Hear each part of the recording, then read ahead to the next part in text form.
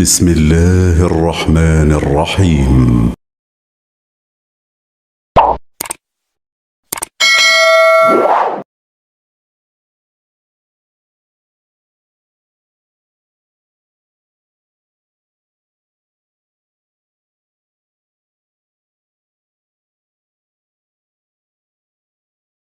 وصحبه ومن والاه وبعد فيا عباد الله أوصي نفسي وإياكم بتقوى الله فقد فاز المتقون فلا تموتن إلا وأنتم مسلمون فقال تعالى مذكرا بذلك يا أيها الذين آمنوا اتقوا الله حق تقاته ولا تموتن إلا وأنتم مسلمون. Saudara-saudariku dimanapun Anda berada, saya Adi Hidayat, kita berjumpa kembali dalam lanjutan kajian online kita. Kami yang live, Anda tetap di rumah dalam upaya kita mendalami nilai-nilai syariat agama Islam dengan belajar dari sumbernya, yaitu Al-Quranul Karim dan sunnah atau hadis-hadis Rasulullah Sallallahu Alaihi Wasallam. Sebelumnya kita sama-sama berdoa, bermohon kepada Allah, semoga Allah senantiasa menyehatkan kita semua, merahmati, memberkahi, mengampuni segala dosa-dosa, dan khususnya kita bermohon kepada Allah, semoga Allah berkenan mengangkat, menghilangkan wabah khususnya COVID-19 Corona yang tengah kita hadapi, dan menguatkan kita bersama serta memberikan hikmah terbaik di balik ujian dan musibah yang tengah kita hadapi bersama ini. Kita akan coba lanjutkan di kajian kita hari ini. Sebelumnya, di pertemuan yang lalu kita telah masuki surah Al-Baqarah dan membahas dua ayat, Alif Lam Mim ayat pertama, dan juga ayat yang kedua, Dzalikal kitabu la raiba fi hudal lil muttaqin. Hari ini kita coba akan dalami, dan alhamdulillah saya ditemani dua sahabat saya. Di sebelah kanan saya ini ada Mas Yono, ya, beliau yang mengatur dan merawat gedung Quantum Akhyar Institute hari ini bersama kita insya Allah untuk mengaji. Dan di sebelah kiri saya ada Mas Dwi Lesmana, yang beliau mendampingi saya untuk mengatur jadwal-jadwal malam ini. Saya tugaskan untuk mengaji bersama. Baik, saya ingin sampaikan sebagai pembuka terlebih dahulu bahwa situasi pada saat mula Al-Quran diturunkan kepada Nabi Muhammad SAW, tidak sedikit di antara masyarakat pada saat itu yang meragukan, bahkan sekaligus menuduh, ya, bahwa Al-Quran itu rekayasa Nabi Muhammad SAW. Mereka ragu, menuduh, bahkan bukan sekedar itu, ada yang mengolok-ngolok dan mengatakan Nabi seorang pujangga, Nabi seorang perekayasa, ya, Nabi seorang tukang sihir. Sehingga dengan itu Allah Subhanahu wa Ta'ala ingin menguatkan Rasulullah SAW sekaligus menegaskan otentisitas Al-Quran, bahwa Al-Quran tidak seperti yang mereka gambarkan, Al-Quran tidak seperti yang mereka tuduhkan, Al-Quran jauh dari apa yang mereka imajinasikan. Ya, karena itu Allah kemudian bahkan menantang orang-orang yang seringkali menuduh, ya, Quran bukan firman Allah, Quran adalah produk manusia, Quran adalah bagian dari produk budaya. Maka kemudian dibukalah surah ini sekaligus sebagai tantangan kepada orang-orang yang sering menyatakan itu. Bahkan Allah menegaskan, jika engkau mampu membuat seperti Al-Quran ini, seperti yang kau tuduhkan buatan manusia, maka buat semisalnya. Undang, ya, koloni-koloni, undang orang-orang yang engkau bisa ajak bersama, ya, baik bahkan dari kalangan jin atau yang lain, silahkan buat 10 surah semisal Quran, atau kalau tak mampu satu saja. Jika tak mampu pun maka sadarlah Quran tidak seperti apa yang kau bayangkan. Karena itu Allah tegaskan, namun demikian Quran disampaikan dengan bahasamu, dengan struktur kata kalimat yang biasa engkau gunakan untuk bercakap-cakap, bahkan biasa engkau gunakan untuk menyusun syair-syair itu, ya, dari tempat-tempat keluar huruf, makharijul huruf, dari yang 5 itu, ya, seperti alif yang mewakili keluar dari jauf rongga, ya, sampai halak yang paling bawah, sampai ke lidah, kemudian melewati halak, ya, kerongkongan, sampai dengan ke lidah, ke lisan, ya, seperti lam, juga sampai ke syafatain, ya, dua bibir yang didengungkan, khayshum, kedengung seperti mim, ya, alif lam mim. Ya, Al-Quran difirmankan oleh Allah dengan bahasa kalian itu yang biasa kalian ucapkan, ya, yang biasa kalian susun dengan struktur kalimat itu, puisi-puisi kalian. Jika kalian mampu membuatnya, coba buat seperti itu, ya. Tapi kalian sungguh tak mampu. Jika tak mampu, maka jangan menuduh, ya. Nggak ada keraguan di Al-Quran, ya. Maka saya katakan di pertemuan lalu, Allah tegaskan kitab ini sempurna. Karena itu menggunakan kalimat Alkitab menunjuk kesempurnaan. Beda dengan karya manusia yang mungkin ada celahnya, mungkin ada aibnya, mungkin ada koreksinya, mungkin ada ejaan yang disempurnakan. Jadi kalau kita sebutkan kitab sesuatu yang sempurna utuh, maka kata Allah, Al-Quran ini sempurna. Lil bu'di, menunjuk pada kata jauh. Ya, jauh, beda, tidak sama. Kafal khitab, dari apa yang kau bayangkan, ya, dari apa yang kau imajinasikan, dari apa yang kau tuduhkan. Ya, dzalikal kitabu, maka kitab yang sempurna ini jauh dari apa yang kau bayangkan, apa yang kau imajinasikan. La raib, tidak ada keraguan, jangan nuduh kalau tak mampu mendatangkan yang serupa. Ya, hudal lil muttaqin, kalau engkau yakin dengan benar, maka ia akan jadi petunjuk bagi orang-orang yang bertakwa. Nah, sampai di situ bahasan kita pemirsa di pertemuan yang lalu. Nah, untuk menguatkan penjelasan dimaksud, kita akan coba malam ini baca keterangan ulama kita, sehingga apa yang kita sampaikan tidak diduga sebagai pendapat pribadi, tapi merupakan pengetahuan yang bersanad pada keterangan ulama dan bersumber dari keterangan Nabi Sallallahu Alaihi Wasallam. Hari ini saya akan dibantu Mas Yono. Mas Yono coba dibaca dulu, ya. Kita coba baca di sini keterangan ulama dari kalimat dzalika. Ada di situ? Ya. Silakan dibaca. Dzalika ismu isyaratin ismu isyaratin wallamu lil bu'di haqiqatan fil hissi majazan fir rutbati wal kafu lil khitabi. Baik, kita lihat, ya. Dzalika ismu isyaratin. Ya, dzalika, yang dimaksud kata dzalika itu ismu isyarah, ya, kata yang digunakan untuk menunjuk, ya. Jadi sudah jadi bahasa Indonesia, isyarat kan petunjuk. Jadi dzalika adalah kata yang digunakan untuk menunjuk, ya. Ini menunjuk pada dza-nya khususnya. Dza itu biasa digunakan untuk menunjuk, ya, dza. Jadi kalau kita biasa katakan pakai hak tanbih biasanya hadza, ya, diartikan di bahasa standar biasa ini, ya. Dan kalau kita mengaji lebih dalam di fikih lugah, haknya itu tanbih sebetulnya. Tanbih itu untuk mengingatkan. Jadi kalau ada hak itu pengingat. Ya ayyuha ada di Quran, ayyuha disebutkan 150 kali. Ya, semacam ya ayyuhalladzina amanu. Itu ayyunya munada, haknya tanbih. Jadi kalau kita terjemahkan dengan lengkap, ya ayyuha alladzina amanu, hai semua orang yang beriman tanpa kecuali, aku ingatkan, ya, aku peringatkan, ayyu aku kuatkan, ya. Itu cara menerjemahkannya. Di sini dza ismu isyarah, dzalika ismu isyarah, kata tunjuk dzanya. Kemudian wallamu, seperti apa yang saya terangkan pertemuan lalu, wallamu lil bu'di, adapun lam pada kalimat dzali, li-nya itu lam harakat kasrah, lil bu'di menunjukkan makna jauh, ya. Haqiqatan fil hissi, lamnya bisa kelihatan, nampak nyata tulisan lamnya, ya. Bahkan hissun itu bisa diraba, dipegang, lamnya itu bisa kita tulis raba, ya. Majazan fir rutbati, tapi maknanya menunjukkan kiasan, ya, artinya sesuatu yang jauh, ya. Jadi bukan bisa disentuh, bisa dilihat, tidak, ya. Lam secara singkatnya lil bu'di, dza-nya kalau kita artikan ini, li bersumber dari sesuatu yang jauh, ya, bukan sesuatu yang dekat, bukan sesuatu yang biasa kita tatap, kita dengar, ya.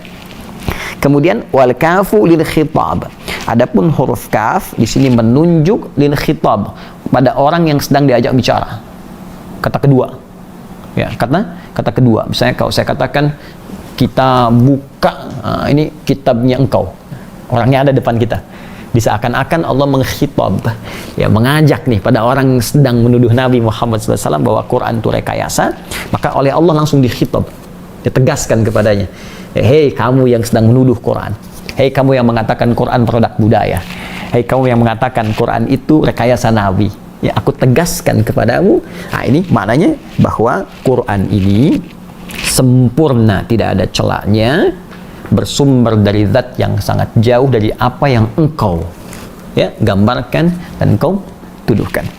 Teruskan, Mas Dwi teruskan bawahnya.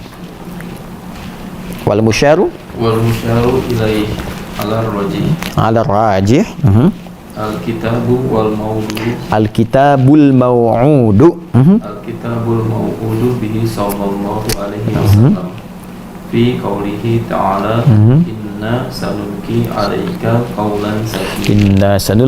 'alaika qaulan tsaqila di surah Al-Muzammil.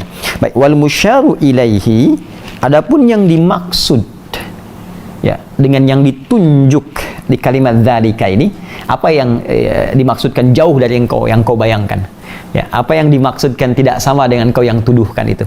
Ala rajih, menurut pendapat yang terkuat berdasarkan keterangan ayat ini, al-kitab, kalimat setelahnya itu, dzalikal kitab. Jadi yang dimaksud yang bersumber dari yang jauh dari apa yang digambarkan, diimajinasikan, dituduhkan itu maksudnya al-kitab, Al-Quran. Apa yang dimaksud Al-Quran ini? Al-mau'udu bihi sallallahu alaihi wasallam, yaitu Al-Kitab, Al-Quran yang diturunkan kepada Nabi Muhammad sallallahu alaihi wasallam, yang dijanjikan disampaikan pada Rasulullah sallallahu alaihi wasallam. Jadi semua yang disampaikan pada Rasulullah, kata Allah itu sempurna.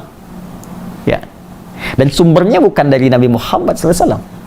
Tapi dari Allah, firman. Jadi bukan rekayasa Nabi, bukan kalimat Nabi. Nanti kalau kita sudah sampai ke surat An-Najm, pemirsa, nanti ada keterangan yang langsung disampaikan oleh Allah, firmannya turun, wa ma yantiqu 'anil hawa in huwa illa wahyu yuha. Jadi apapun yang disampaikan Rasulullah SAW itu tidak bersumber dari nafsunya, tapi bimbingan wahyu dari Allah Subhanahu wa taala. Ini yang dimaksud di firman Allah, inna sanulqi 'alaika qaulan tsaqila, kami akan sampaikan kepadamu Muhammad sallallahu alaihi wasallam kata-kata yang tidak ringan, yang berbobot. Di Al-Quran itu isinya berbobot, bukan kalimat biasa, bukan seperti syair yang engkau kadang-kadang dendangkan tapi nggak ada isinya, bukan seperti karya-karya manusia yang kadang dibuat lirik tapi kosong isinya, bukan nada-nada yang tanpa makna. Quran bukan nada, Quran bukan lagu, Quran bukan syair, tapi Quran adalah firman yang berbobot. Paham sampai di sini ya? Baik, jadi sampai di sini ini saya ingin menegaskan apa yang saya sampaikan di pertemuan lalu itu tentunya senafas dengan apa yang ulama-ulama kita ajarkan. Baik, la raiba fi, saya katakan di pertemuan lalu, la raib itu bukan hanya ragu. Jadi kalau kita baca terjemah biasa itu tulisannya tidak ada keraguan, gitu kan? Tidak ada keraguan di dalamnya. Itu saya terangkan di pertemuan lalu, raib itu bukan sekedar ragu. Kalau cuma ragu, itu bahasa Arabnya syak. Syakkun, la syakka, tidak ragu. Tapi kalau sudah raib, itu dari kata raba. Berarti disertai dengan tuduhan. Ini sudah nuduh, ragu lagi. Sudah ragu, nuduh. Jadi ragu nih kalau Quran ini firman Allah, tapi nuduh juga. Ini rekayasa kamu nih. Ini buatan kamu nih. Wah, ini kamu tukang sihir nih, sehingga kalimatnya begitu menyihir, Ini kamu tukang syair, ini strukturnya seperti puisi, itu tuduhan. Karena itu kata Allah, kalau kamu nggak sanggup datangkan bukti, kalau engkau nggak bisa bikin seperti itu, jangan nuduh. Minimal teliti dulu, pahami dulu, maka engkau akan sadar bahwa ini bukan kalimat manusia. Tapi kemudian ada yang indah setelah itu, hudalil muttaqin, bagi orang takwa, bagi orang takwa, maka semua isi Al-Quran itu semuanya akan jadi petunjuk, semuanya akan jadi petunjuk. Jangan pernah ragu. Ini kalimat pembuka di Al-Quran. Allah ingin menegaskan bagi kita orang beriman, bagi kita orang-orang yang insya Allah bertakwa, maka kunci pertama untuk berinteraksi dengan Al-Quran, kita harus yakin. Jangan pernah ragu, apalagi menuduh. Maka kalau kita membuka interaksi dengan Al-Quran dengan keraguan, apalagi tuduhan, maka tidak akan pernah mendapatkan petunjuk dalam Al-Quran. Nah, sekarang pertemuan ini kita akan bahas secara lebih detail apa itu hudan, apa itu muttaqin. Ya, siapa yang dimaksud dengan muttaqin? Yang diterjemahkan dengan orang-orang yang bertakwa, akan jadi petunjuk bagi orang-orang yang bertakwa.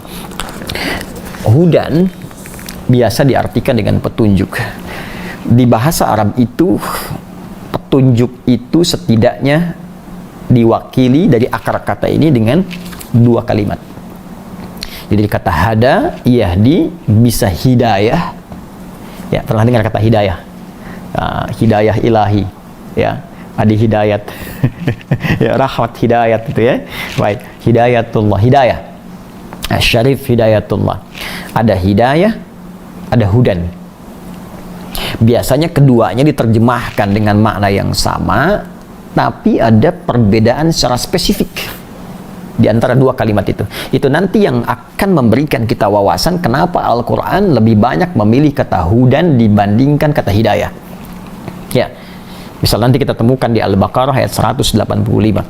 Syahrul Ramadhan alladzi unzila fihi al-Quran hudal linnas.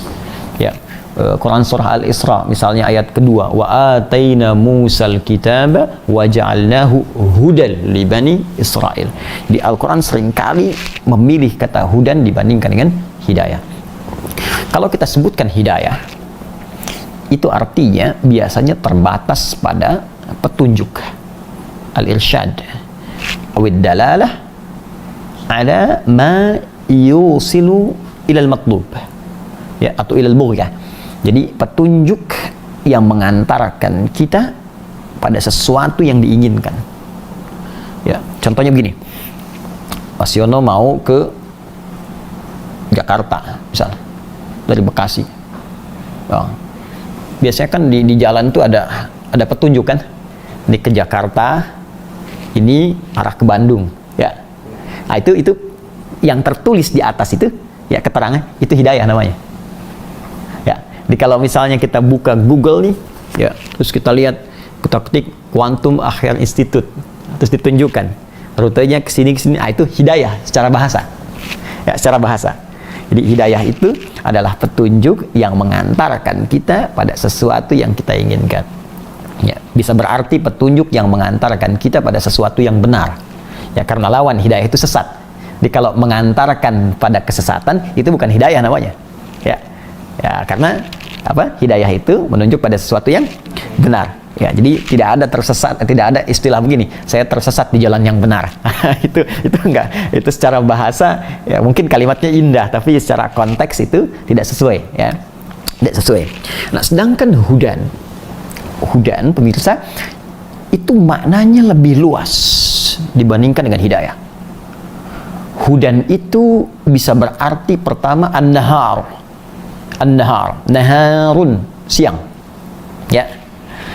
Inna fi khalqis samawati wal ardi wa ikhtilafil laili wan nahar, ya, la ayatil liulil albab, ya, yang di Ali Imran itu, ya, ayat 190. Nahar siang, lail malam. Nah, saya tanya begini, kalau siang itu semua benda tampak tidak? Tampak, ya? Jelas, ya? Nah, ini sepatu, itu pohon, kan? Di peci, di buku. Nah, sekarang kalau malam kan artinya cahayanya tidak ada, ya. Saya tidak bicara lampu, ya. Saya tidak bicara penerangan. Saya bicara konteks misalnya matahari. Ya, kalau mataharinya tenggelam, ya. Kenapa matahari tenggelam? Karena bisa berenang.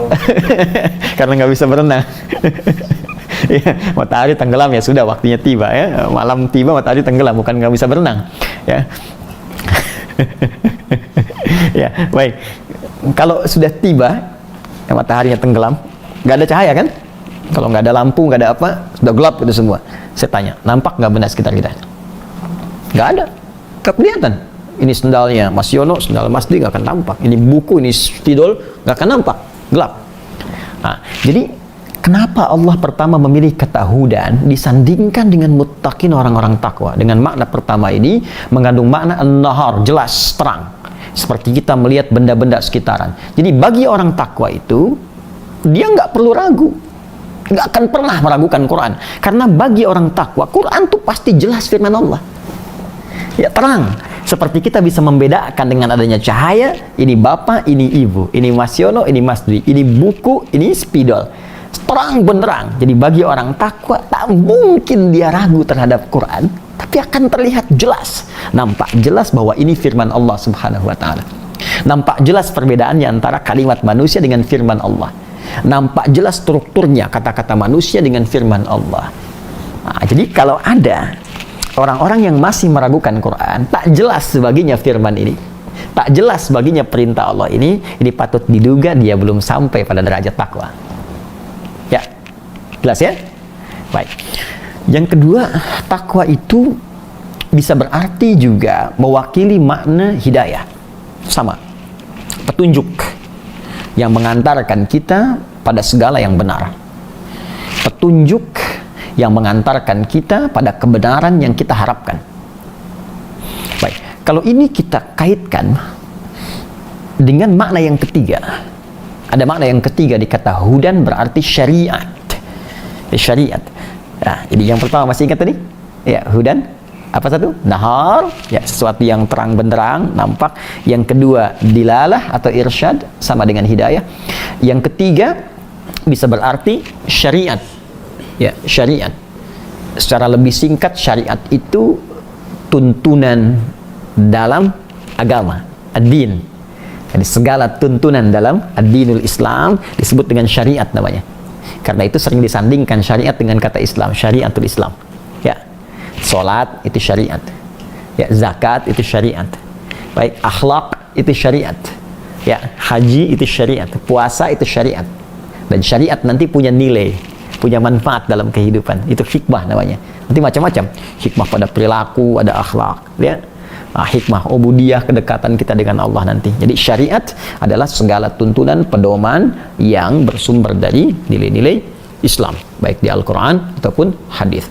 Jika dikaitkan dengan konteks ini, maka Allah akan mengatakan begini: bagi orang-orang yang bertakwa, Al-Quran itu jelas firman Allah, terang benderang, jauh dari apa yang mereka tuduhkan dulu ataupun di masa-masa sekarang.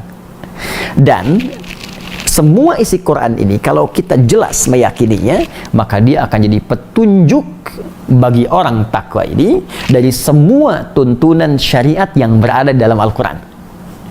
Di Quran ini nanti ada banyak syariat. Ya, hudan, kata Allah, di Quran ada banyak syariat.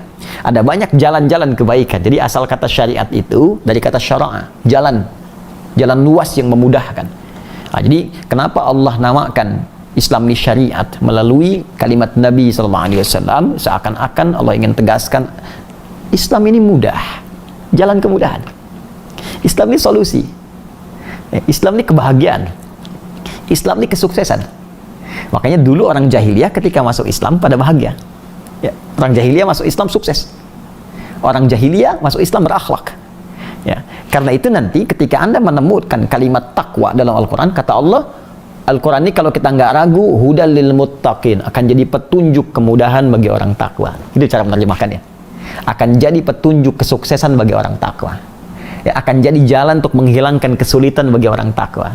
Nah, karena itu nanti sering ditemukan kalimat takwa dalam Al-Quran mengandung dan bersanding dengan nilai-nilai yang disebutkan tadi. Ya, contoh. Tadi kata Allah, kalau orang takwa yakin pada Quran, memanfaatkan isi Quran, diamalkan oleh dia, maka dia akan mendapatkan kemudahan dalam hidup. Turun Quran surah ke-65 untuk menegaskan. Di akhir ayat kedua, ya, di awal ayat ketiga itu. Masih ingat ayatnya? Wa may yattaqillaha yaj'al lahu makhraja wa yarzuqhu min haitsu la yahtasib. Siapa yang mampu bertakwa kepada Allah, maka Allah akan berikan jalan keluar dari setiap kesulitan yang menghimpit. Artinya solusi. Ya, kalau solusi ada, pekerjaan mudah kan? Kita cek lagi. Bahkan rezekinya dimudahkan dari sisi yang bahkan dia tak duga. Ya, akhir ayat 189 di surah Al-Baqarah. Wattaqullaha la'allakum tuflihun. Ya. Dan kalian bertakwalah kepada Allah, tingkatkan takwamu kepada Allah supaya engkau bahagia. Tuh. Misal lagi, kita ambil lagi ayat yang lain misalnya. Ini penuntut ilmu, belajar. Kalau ingin mudah belajarnya sampai ke tujuan dengan mudah, di akhir ayat 282 surah Al-Baqarah. Di mushaf paling kiri sebelah bawah. Ya. wattaqullah wa yu'allimukumullah. Ya. Dan tingkatkan takwamu kepada Allah, maka Allah akan terus mengajarkan, menambahkan padamu pengetahuan. Bahkan kita tak jauh-jauh nanti kalau sudah kita pelajari ini, ya apa akibatnya, manfaatnya kalau kita menjadi orang takwa dengan mendapatkan petunjuk Quran ini, maka nanti akan ditegaskan kembali di ayat kelima di surah Al-Baqarah ini. Ya. Di ujungnya itu disebutkan ulaika ala hudam mir rabbihim. Maka ada orang-orang takwa. Ulaika itu menunjuk kepada orang-orang takwa. Maka orang-orang takwa ini ala hudam mir rabbihim, hudan. Ingat yang tadi ya, mereka akan mendapatkan selalu petunjuk dari Allah sehingga semua yang dihadapi terang. Ini baik, ini buruk, buruk tinggalkan, baik kerjakan. Ini mudah, ini sulit, yang mudah ambil, yang sulit hilangkan. Ya, hudam mir rabbihim, dan semua makna tadi bahagia, sukses, nikmat, karena itu ditutup dengan ujungnya wa ulaika humul muflihun, dan mereka itulah orang-orang yang sukses dan bahagia dalam hidupnya. Nah, sekarang materi kita malam ini, nah, tadi baru mukaddimah. Kita baru mukaddimah. Siana, kita baru mukaddimah, jangan tenggelam dulu ya. Baik. Bagaimana jadi orang takwa? Tuh. Menarik kan? Karena kan Allah sampaikan kalau kamu jadi orang takwa, yakin dengan isi Quran, maka Quran akan memberi petunjuk kepadamu. Jadi Allah tuh mengajak begini, sebelum kita belajar Quran ini, isinya syariat ini, petunjuk kemudahan, petunjuk sukses, petunjuk segala yang kita inginkan, jadi orang takwa dulu. Sebab kalau nggak takwa, nggak dapat nih petunjuknya, nggak akan dapat kenikmatan di Qurannya. Maka untuk mendapatkan semua kenikmatan Quran ini, kita harus masuk dalam bagian orang takwa dulu. Baru kalau masuk situ kita dapatkan bagian-bagiannya. Ya, oke. Sekarang kalau kita tawarkan, maukah engkau jadi orang takwa, kata Allah, kita jawab, mau ya Allah. Terus kita bertanya bagaimana caranya? Nah, maka diteruskanlah di ayat yang ketiga dan ayat yang keempat yang kemudian kita bisa bacakan. Sudah hafal belum? Hah? Ayat 3. Mas dia hafal nggak? Hah? Alladzina yu'minuna bil ghaib wa yuqimunas shalah wa mimma razaqnahum yunfiqun. Baik, kita masuk ke ayat yang ketiga. Pemirsa, kita bacakan bersama-sama ayat yang ketiga dari surah Al-Baqarah. Kalau kita katakan hudal lil muttaqin, firman Allah tadi, Al-Quran akan menjadi petunjuk yang terang bagi orang-orang yang bertakwa, mengantarkan bimbingan syariat bagi orang-orang yang bertakwa. Al-Quran akan memberikan segala jenis kemudahan, solusi, kebahagiaan, kesuksesan bagi orang-orang bertakwa. Jika Anda bertanya, ya Allah, kami ingin jadi bagian orang takwa itu, maka siapa mereka? Maka dijawablah oleh Allah Subhanahu wa Ta'ala dengan kalimat berikut. Alladzina yu'minuna bil ghaib wa yuqimuna as-salah wa mimma razaqnahum yunfiqun. Sebelum saya lanjutkan, saya ingin menghimbau kepada saudara-saudariku dimanapun Anda berada yang tersambung dengan kita saat ini, agar dalam setiap kajian tafsir Al-Quran yang kita bahas, saya sarankan bersama Anda sudah ada Al-Quran, mushaf, ya, atau setidaknya mungkin aplikasi yang menunjukkan kepada bacaan Al-Quran, sehingga Anda bisa bersama saya bacakan, Anda juga bisa baca, sehingga pahalanya bisa tersebar untuk kita semua dan keberkahannya bisa kita rasakan. Baik, kita teruskan. Alladzina yu'minuna bil ghaib. Orang-orang takwa itu, ya, syarat pertamanya kata Allah, kalau Anda ingin masuk dalam golongan orang itu, maka alladzina yu'minuna bil ghaib. Pertama, dia atau mereka mesti beriman, yakin tanpa ragu pada yang ghaib. Yang dimaksud di sini Allah. Ya, Allah yang ghaib. Ghaib itu artinya tak tampak dalam pandangan. Ya, tak kelihatan. Ghaib, tak nampak. Ya, tak terdengar secara langsung. Ya, tak terasakan zatnya secara langsung, tak diindra oleh indera kita secara langsung saat ini, ya, saat ini. Jadi kalau kita melihat sesuatu nampak langsung, itu ilmu namanya. Misal begini, ini apa? Spidol, ya, ini terlihat nih. Kalau sesuatu nampak terlihat, itu ilmu namanya. Terdengar, ilmu namanya. Terasakan, ilmu namanya. Ya, karena itu pandangan itu bagian dari sumber pengetahuan. Ya, pendengaran bagian dari sumber pengetahuan. Nah, karena itu bayi bagaimana mendapatkan pengetahuan sejak awal dia terlahir, dia andalkan pendengarannya. Ya, dari situ dia mendengar, memperbanyak kosakata. Lalu manusia tumbuh mengandalkan penglihatannya. Dengan melihat, maka masuk dari penglihatan itu informasi yang diserap oleh otak kita, menyampaikan kepada kita tambahan wawasan dan pengetahuan. Pendengaran, penglihatan. Karena itu ketika Allah menyebutkan sumber pengetahuan ini, maka disatukan sebagai dasar untuk mendapatkan pengetahuan, khususnya dari pendengaran dan penglihatan. Anda bisa buka Quran surah ke-17 misalnya, Al-Isra ayat ke-36. Kata Allah, wala taqfu ma laisa laka bihi ilmun. Innas sam'a wal basara wal fuada kullu ulaika kana anhu mas'ula. Ya, jangan engkau ikuti segala hal yang belum kau tahu pengetahuannya, tahu ilmunya. Bagaimana untuk mendapatkan ilmu itu? Innas sam'a, sungguh pendengaran itu. Jadi pendengaran bagian dari ilmu. Ya, bagian dari pembuka pengetahuan. Ya, wal basara, penglihatan. Penglihatan itu kunci pengetahuan. Ya, wal fuada, dan akal.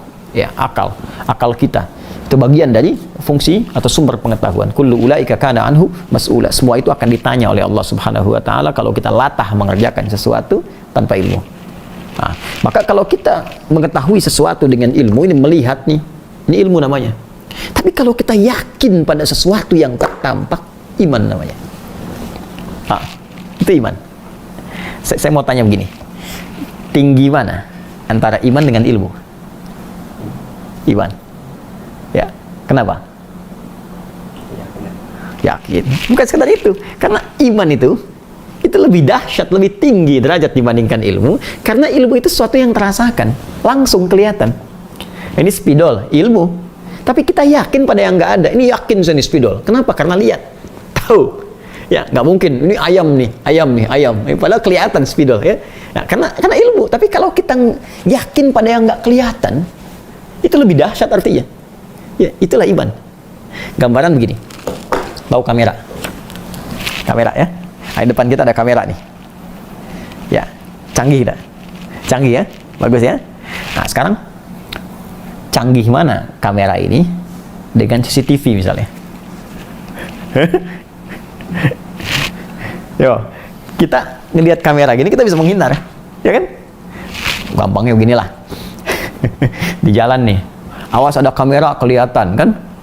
Maka berhenti, wit, takut kena tilang. Ya. Tapi kalau kameranya, ya tersembunyi, nggak kelihatan, ya kan? Orang lebih hati-hati kan? Di mana kameranya nggak kelihatan? Ya, maka dia lebih hati-hati. Biasanya semakin canggih kamera, semakin nggak tampak.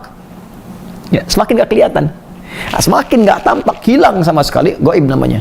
Artinya sesuatu yang tak tampak itu lebih canggih, lebih hebat dibandingkan dengan yang tampak.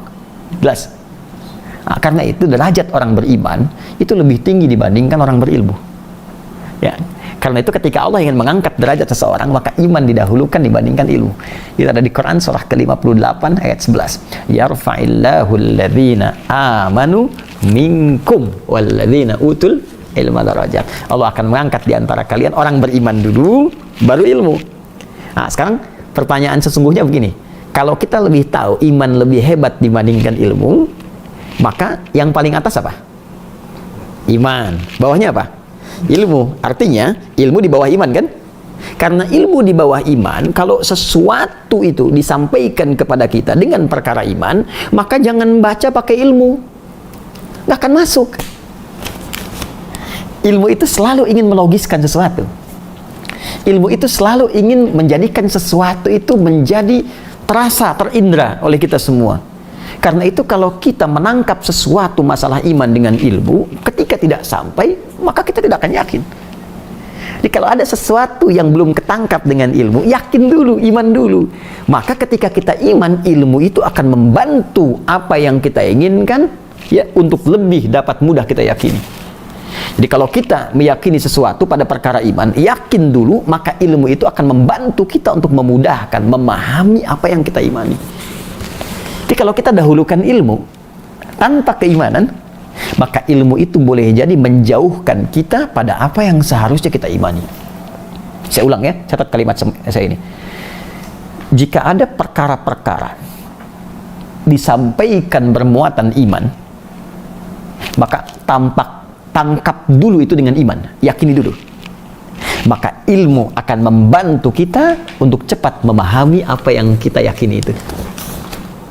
Tapi kalau Anda salah menangkapnya dengan ilmu terlebih dahulu, maka boleh jadi ilmu itu akan menjauhkan dari apa yang kita yakini. Gitu. Karena kita terbatas. Ya, manusia itu diciptakan terbatas. Hanya Allah yang tak punya batasan. Contoh begini, kita punya pandangan, ya, sumber pengetahuan, terbatas nggak? Terbatas. Kita nggak bisa memandang semua. Ini yang besar nih, Mas Yono besar depan saya. Saya semakin jauh, semakin kecil, hilang. Ya, semut depan mata saya lebih besar dibanding Mas Yono dari jauh. Artinya terbatas kan? Ya, pendengaran terbatas ya? Terbatas. Adzan di Al Ihsan, ya, di sini belum tentu kedengaran di Kabupaten Bekasi, di Cikarang, ya, belum tentu kedengaran, ya, sampai ke Jakarta misalnya. Artinya apa? Terbatas pendengaran kita. Jadi kalau mata kita terbatas, telinga kita terbatas, lantas kenapa akal kita ingin tanpa batas? Sedangkan pendengaran dan penglihatan itu sumber akal. Manusia tuh banyak yang aneh sekarang itu, ya, banyak yang aneh.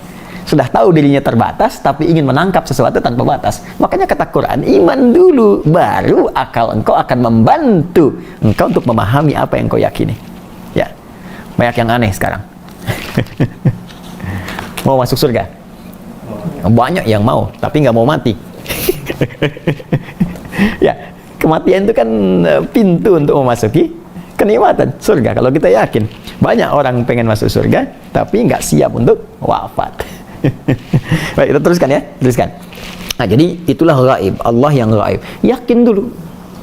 Nah, ini kalau yakin pada sesuatu yang tak nampak, nanti ilmu akan membantu kita untuk memahami apa yang kita yakini itu.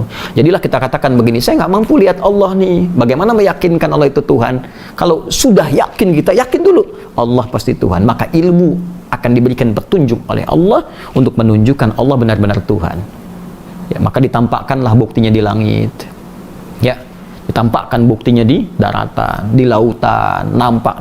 Lalu diperjelas di ayat-ayat Quran untuk membuktikan Allah Tuhan, kita bukan. Nah, itulah maksudnya. Nah, syarat pertama ini dibuka oleh Allah. Kalau ingin jadi orang takwa, maka mesti yakin dulu dengan Allah. Lalu dibuka dengan kalimat alladzina. Alladzina itu disebutkan dalam Al-Quran sebanyak 1080 kali. Ya, 1080 kali.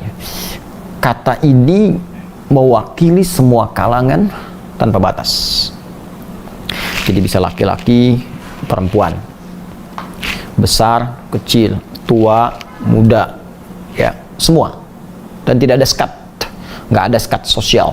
Apakah kaya atau cukup, punya jabatan atau tidak, semua tanpa kecuali. Itu alladzina. Hal yang paling indah, seakan Allah ingin mengatakan peluang jadi orang takwa terbuka untuk semua tanpa kecuali. Ya, tanpa kecuali. Laki-laki bisa jadi orang takwa, perempuan bisa jadi orang takwa. Takwa tidak hanya untuk orang kaya, yang cukup pun bisa takwa. Takwa tidak hanya untuk pejabat, rakyat pun bisa takwa. Takwa bukan hanya untuk orang yang punya kedudukan, orang biasa pun bisa bertakwa. Jadi semua kalangan bisa bertakwa. Nah, jadi begini, kalau Allah sudah membuka kesempatan bagi semua untuk bertakwa, atas kenapa Anda tidak mengambil bagian itu? Jadi kan Allah tawarkan di awal, kamu mau hidup gampang, mau ya Allah. Kamu mau bahagia, mau ya Allah. Ya, kamu mau dapat solusi, mau ya Allah. Kamu mau pintar, mau ya Allah. Kata Allah, jadi orang takwa. Saya buka peluangnya. Ya, jadi kalau ada orang sampai saat ini dia sudah belajar, dapat gelar tinggi, punya macam-macam, tapi belum juga bahagia, ya, belum juga menemukan solusi di kantor hebat, di rumah tangga nggak pernah selesai masalah, nggak pernah bahagia. Boleh jadi bukan karena kurang harta, bukan karena kurang kedudukan, mungkin kurang takwa, kurang dekat dengan Allah. Nah, sekarang Allah tawarkan, kalau kamu mau, ayo masuk sini jadi takwa, ayo saya buka peluangnya. Jadi kalau ada orang tidak bertakwa, yang salah bukan Allah, yang salah orangnya, manusianya. Ya, Allah sudah buka jalan semuanya. Tuhan sudah buka, Allah sudah buka. Ya, Tinggal manusianya apakah mau mengikuti jalan itu atau tidak. Jadi ini Allah ingin sampaikan, aku buka bagi setiap kalangan siapapun dia untuk menjadi bagian dari orang takwa. Syarat pertama apa? Beriman ya kepada Allah walaupun tak nampak dalam pandangannya. Yu'minun. Ada amanu, ada yu'minun. Itu berbeda. Pernah dengar kalimat ini? Ya ayyuhalladzina amanu. Nah, dengar? Ya ayyuhalladzina amanu kutiba alaikumusiyam. Ya ayyuhalladzina amanu aufu bil uqud. Amanu kan? Amanu akarnya dari kata amana. Amana, telah beriman. Ya. Jamaknya amanu. Jadi kalau orang beriman menyatakan saya yakin ya Allah, saya beriman kepadamu, maka amana. Kalau banyak amanu. Iman artinya yakin tanpa ragu. Ya, saya ulang ya. Iman artinya yakin tanpa ragu. Asal kata iman itu kalau kita gali akar pertamanya. Saya tidak bicara ilmu sorof ya. Nah, hati-hati nih. Saya bicara fikih lughah. Ya, fikih lughah. Nanti kalau bicara ilmu sorof, tasrifnya amana yu'minu. Nanti kalau kita bahasannya itu terbatas di sorof. Tapi saya mau bicara fikih lughah, ke akar kata. Nah, ini penting saya sampaikan supaya nanti tidak ada yang salah paham. Ya, ini Ustaz Adi nggak ngerti sorof nih ya. Ya bukan begitu maksudnya. Mungkin barangkali belum sampai ya apa yang saya kaji dengan teman lain yang belum mengaji. Ya, tapi kita tidak harus kemudian saling berselisih, itu tidak baik. Kita harus berusaha selalu menghargai pendapat. Ya, walaupun boleh jadi itu berseberangan dengan apa yang kita sampaikan, tapi tetap kita menghargai itu semua. Biasakan untuk mendengar. Allah ciptakan telinga dua, mulut satu, supaya kita lebih banyak mendengar dibandingkan banyak bicara. Karena itu sekalipun jangan sampai rasa tak suka kita kepada seseorang menghalangi kita bersikap adil untuk mendengar pendapatnya. Dengarkan saja dulu. Tak sepakat, tak ada masalah. Ya, sebab ketika seseorang sudah antipati dan tak mau mendengar, maka muncullah celah bagi setan untuk hadir menumbuhkan bibit-bibit permusuhan. Dan jadilah maksiat dalam hati. Itu yang paling bahaya. Ya. Kembalikan. Kata iman, amana yu'minu, itu akar kata utamanya berakar dari kata amina. Ya'man, amina. Berarti aman. Sudah jadi bahasa Indonesia. Ya, aman, amina ya'manu amnan, aman. Di iman seakar dengan aman. Jadi dari amina ya'manu ditambah hamzah di depannya jadi amana yu'minu. Saya memberikan teori di ilmu bahasa begini. Kalau ada satu kata kemudian hibrida, ya, berubah katanya jadi derivasi, baik dengan tambahan ya huruf yang lain, baik 1, 2 ataupun 3, itu penambahan katanya biasanya tidak akan terlepas dari akar katanya. Misal tadi amina aman ditambah hamzah jadi amana iman, maka kata iman tidak akan lepas menerjemahkannya dari akar kata asalnya aman. Dari sini ada yang memahami begini, ini sangat bagus sekali. Ini pakar bahasa mengatakan, kenapa orang beriman disebut iman? Seakan-akan ada jaminan dari Allah, orang-orang beriman itu maka akan aman dia dari hukuman Allah di akhirat nanti. Maka aman dia dari semua kegelisahan-kegelisahan dunia. Aman dia dari kesulitan-kesulitan yang dihadapi. Karena itu banyak sekali ayat-ayat dalam Al-Quran yang menerangkan orang-orang beriman itu cenderung bahagia hidupnya. Ya. Contoh, Quran surah ke-23 tentang orang-orang beriman, Al-Mu'minun ayat 1. Qad aflahal mu'minun. Orang-orang beriman itu pasti bahagia. Orang-orang beriman itu sukses. Orang-orang beriman itu aman. Jadi, ketika Allah menyebut kita dengan orang-orang yang telah beriman, sebetulnya ada suatu kabar gembira di situ. Ya, seakan Allah ingin mengatakan begini, hei orang-orang yang beriman, dengan imanmu itu kamu pasti aman. Ya, dengan imanmu itu kami pasti akan tentram. Dengan imanmu itu kamu pasti bahagia. Dengan imanmu itu kamu akan aman dari ancaman akhirat saat pulang nanti ke sana. Ya. Tapi apakah semua orang yang beriman itu ya akan merasakan itu semua? Belum tentu. Jika makna kata iman itu tidak dipraktekkan dengan benar. Apa maknanya? Yakin, jangan ragu. Jadi kalau kita yakin benar-benar atas semua apa yang Allah tetapkan kepada kita, ya, atas semua apa yang Allah tunjukkan kepada kita, maka jaminan itu pasti turun.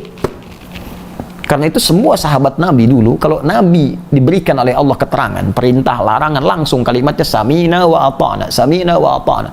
Ya. Sami'na wa ata'na. Kami dengar, kami patuh. Itu. Jadi kalau sudah patuh, patuh, selesai. Kata Allah salat, salat. Kata Allah puasa, puasa. Kata Allah tinggalkan riba, tinggalkan. Jangan mencuri, tidak mencuri. Ya. Jangan zina, tidak zina. Jangan minum khamar, miras antika. Tidak, tinggalkan. Semua tinggalkan. Jangan berselisih, tidak. Nah, maka hidupnya tentram. Kalau dilawan, nggak akan tenang. Kata Quran, jangan saling mencela. Ya ayyuhalladzina amanu, Quran surah ke-49 ayat 11. Ya ayyuhalladzina amanu, hai orang-orang yang telah punya iman, hatimu akan tentram. La yaskhar qaumin qaum, jangan berselisih. Selisih itu penyebab kegelisahan. Makanya orang yang berselisih, gelisah hatinya. Ya, orang yang sering mencela, gelisah hatinya, nggak tentram. Ada orang yang kalau nggak mencela sehari, nggak enak. Gitu ya. Ada yang tidurnya sambil mencela juga. Nah, karena itu orang kalau berimannya benar pasti tentram hatinya. Ya, kalau berimannya bagus, tenang hatinya.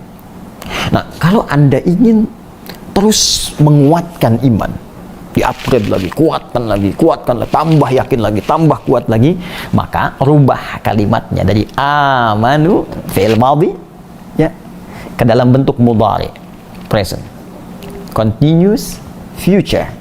Terus tambahkan Anita di depannya.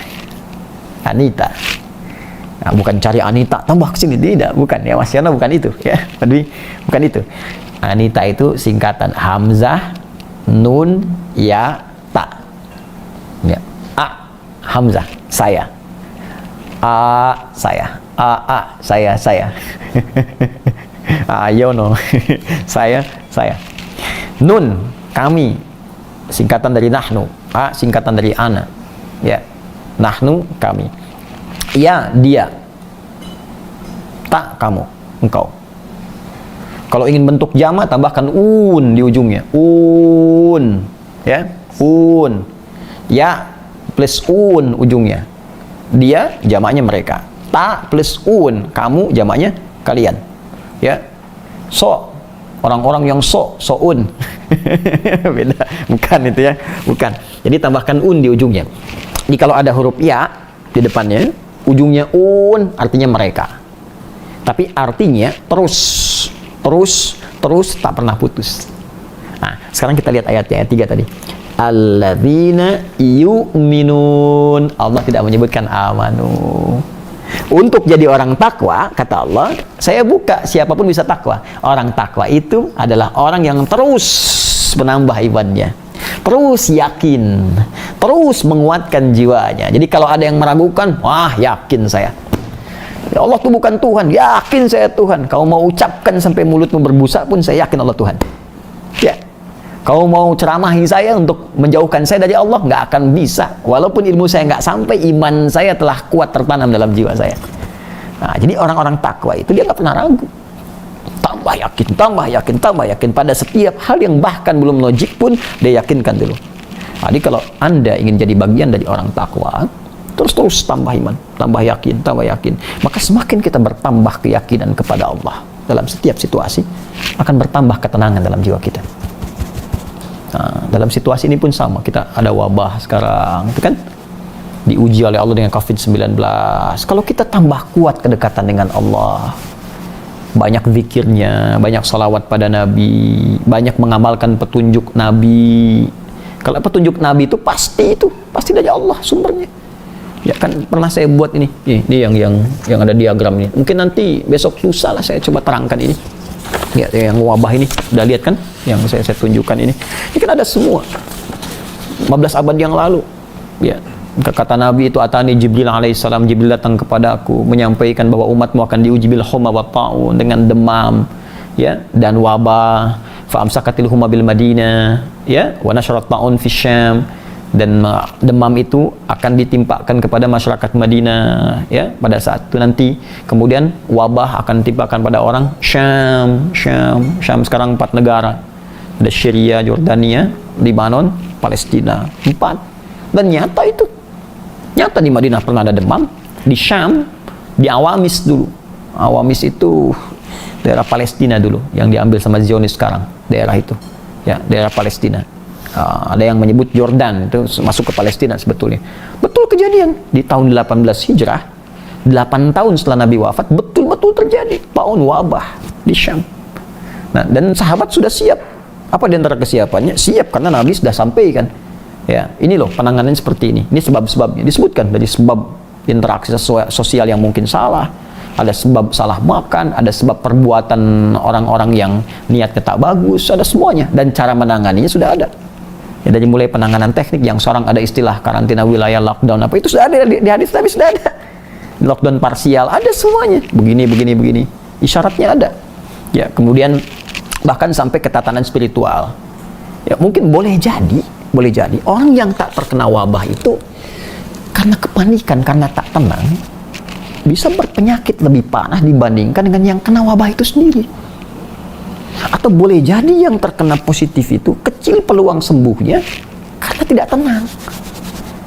Coba lihat sekarang, ya, ada orang panik, hanya panik buying, beli ini takut habis makanan, takut ini, takut itu, dan sebagainya. Ada orang takut, bahkan ada yang sakit bukan COVID pun takut menguburkan, takut macam-macam. Ya, maka ada nanti motivasi dari Nabi. Kalau kita baca hadis Nabi itu sahih. Ya, falaysa min abdin yaqa'u ta'una, ya, fihi wa yamkuthu fi baladihi. Ya, dan tidaklah ada seorang hamba jika saat terjadi wabah itu dan dia tinggal di tempatnya di negeri itu, ya, sabiran muhtasiban, dia sabar dan banyak mengoreksi diri, dan dia yakin bahwa semua telah Allah tetapkan dalam hidup ini dengan solusi dan jalan keluarnya, dengan hikmah-hikmahnya. Jadi kalau ada orang seperti ini diuji dengan apapun itu, jadi kalau kita diuji dengan apapun, ya ujian, kita mengeluh nggak akan menyelesaikan persoalan. Anda punya masalah di rumah tangga, terus Anda mengeluh, apakah selesai masalahnya? Tidak. Ini ada wabah, apakah akan selesai dengan banyak berselisih, banyak menuduh, banyak ini? Nggak akan selesai. Ya, apa yang harus dilakukan? Tenangkan jiwa kita, bermunajat kepada Allah, lantas berikhtiar. Yuk ikuti petunjuknya. Semua bersinergi, hindari saling mencela, hindari saling menuduh, hindari kepentingan-kepentingan sesat. Duduk bareng-bareng, sinergi semua. Ya, saling bantu. Dokter kita support, perawat support.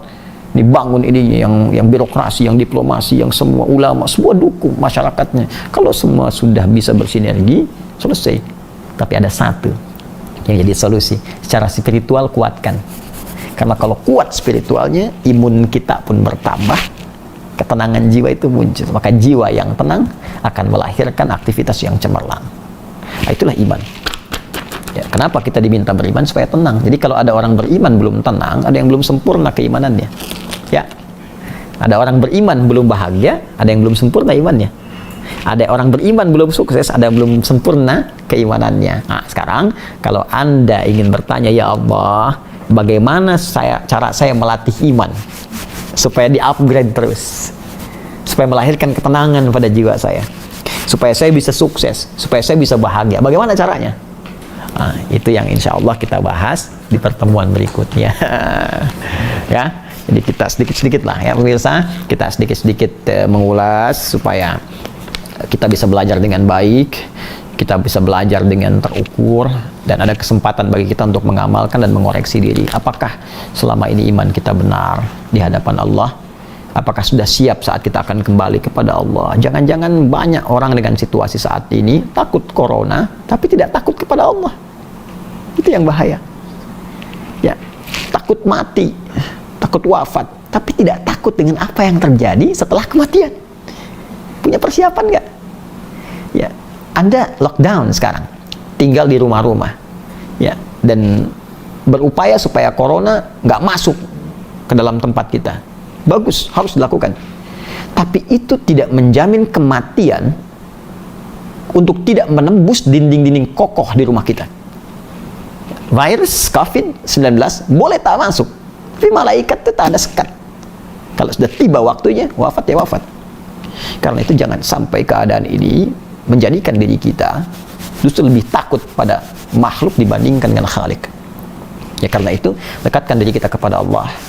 terus kita berikhtiar dengan cara yang terbaik, kita support. Insya Allah pemirsa dimanapun Anda berada, seperti saya sampaikan, kita berusaha, saya pun demikian, sebaik apa yang kita lakukan. Kita di sini ini kawan-kawan saya, kita isolasi juga ya, sama-sama. Ini Anda tetap di rumah ya, beliau rumahnya di kantor di sini, kamarnya di sini, kita di sini. Alhamdulillah ya, kita coba jalankan sinergi sama-sama, dan kita pun bersinergi insya Allah seperti saya sampaikan di pertemuan-pertemuan yang lalu ya. Kita juga ada kegiatan untuk membuat bilik disinfektan ya, ada bagian-bagian tertentu yang kita jadikan untuk bahan edukasi, dan insya Allah kita coba akan kirimkan ke rumah sakit atau bagian medis yang bisa kami jangkau ya. Dari mulai esok ya, hari Senin kita akan bergerak. Masker juga insya Allah, bahkan kita buat masker yang dari kain antibakteri juga kita coba bagikan.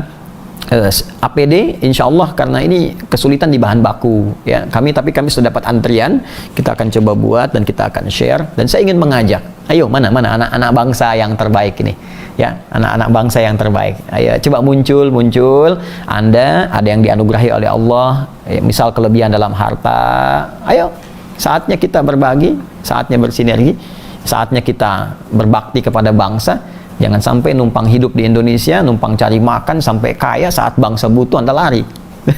Ya. Ayo yang punya kemampuan beretorika, ya sadarkan masyarakat, kemudian berikan edukasi, ya ahli-ahli muncul, ayo, ahli virus harus muncul. Sinergi dengan Kementerian Kesehatan. Ini ada bagian-bagian yang saya duga, saya kira ini mungkin usulan dari saya kepada Kementerian Kesehatan, mesti ada ya yang menjelaskan ke masyarakat tentang karakteristik virus ini saat misalnya ya menjangkiti seseorang.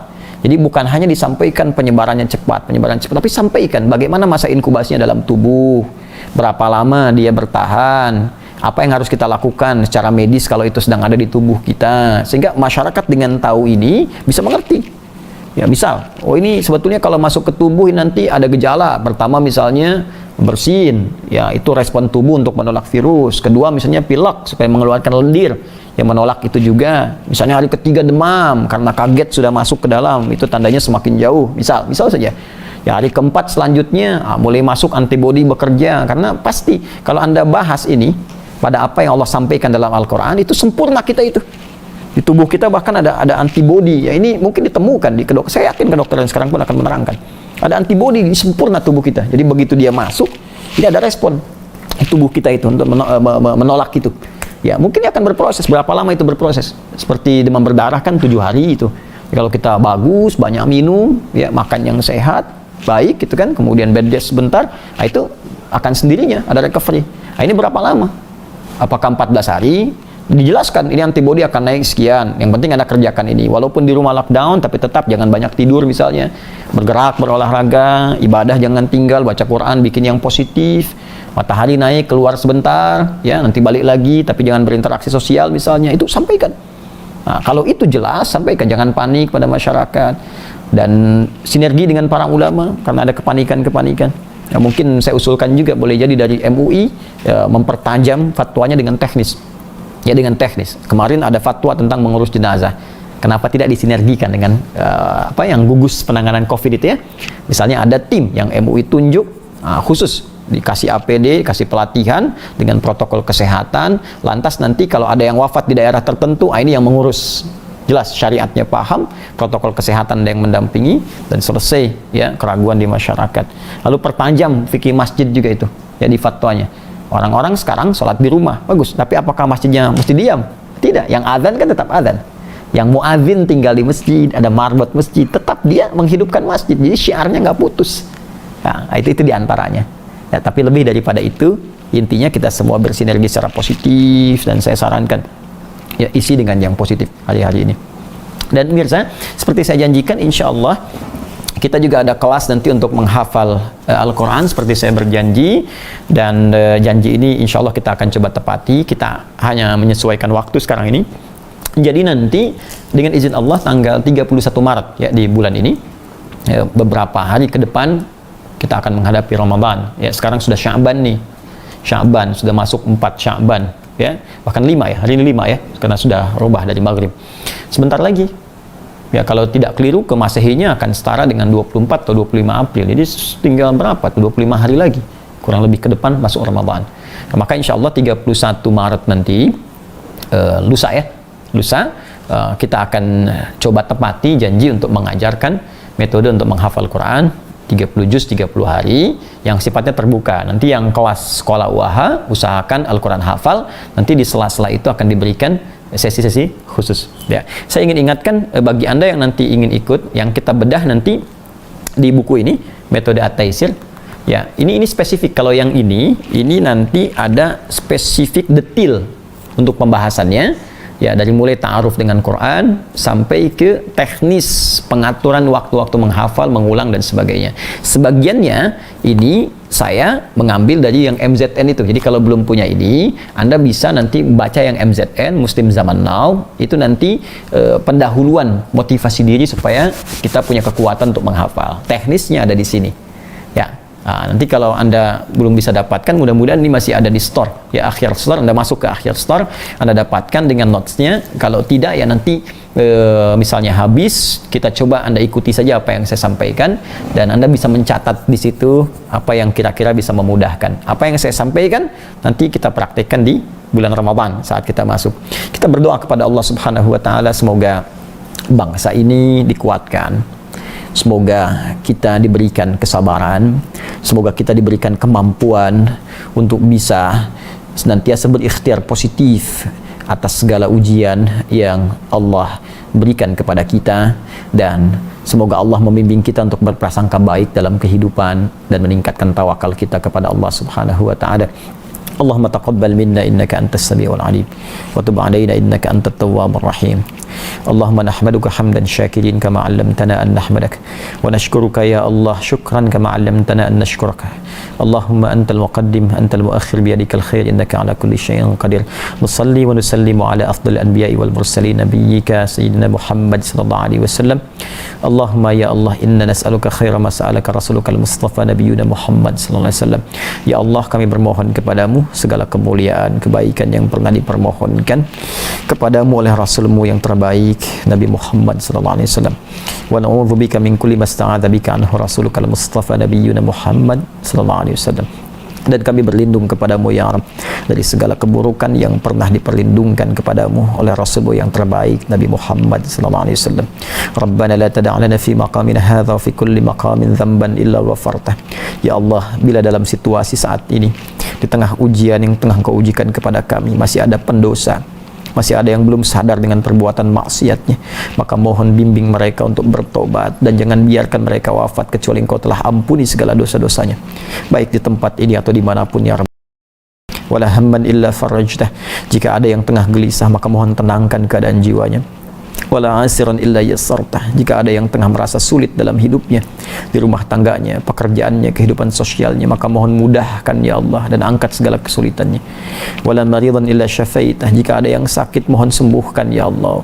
Allahumma rfa'anna al-bala wal waba wa khasatan waba corona ya rabbal alamin. Ya Allah, kami mohon angkat, hilangkan ya Allah, hilangkan, angkat wabah yang tengah melanda kami, khususnya virus corona COVID-19 ini ya Allah. Qifhu ya rabbal alamin, aqifhu ya arhamar rahimin. Ya Allah, hentikan, hilangkan, angkat dari kami ya rabbal alamin. Waj'alil amwata syuhada. Dan mohon jadikan ya Allah orang-orang beriman, jadikan ya Allah orang-orang yang wafat karena virus ini menjadi bagian dari syuhada seperti apa yang dijanjikan oleh Rasulullah Muhammad SAW.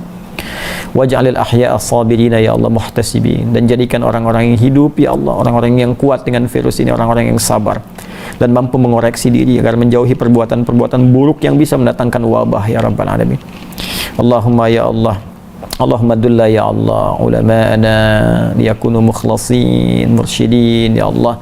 Ya Allah, mohon bimbing para ulama kami, guru-guru kami ya Allah, agar mereka ikhlas dalam berdakwah, membimbing umat ya Allah, dan mendapatkan petunjuk darimu.